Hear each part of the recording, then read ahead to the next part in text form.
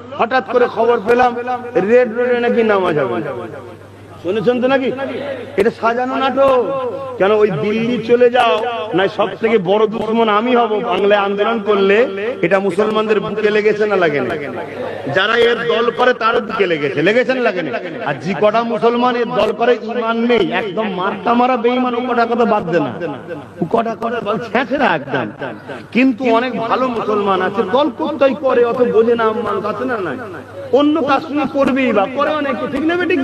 ISF তো নতুন নতুন হয়েছে তো অনেকে করে, কিন্তু এই কথাটা বলার পরে কিন্তু প্রত্যেকটা ইমানদার মুসলমানের দিলে কিন্তু ব্যথা লেগে যায়। যে দল যারা এত বড় কথা বললেন, আপনি বলতে পারতেন যে আন্দোলনটা যে রাজ্য কেন্দ্র সরকার যখন করেছে, আমার রাজ্যে করছো করো, রাজ্যের জন্য ক্ষতি না হয়, লোকজনের ডিস্টার্ব না হয়, এটা বলতে পারতেন, ঠিক না বেটি?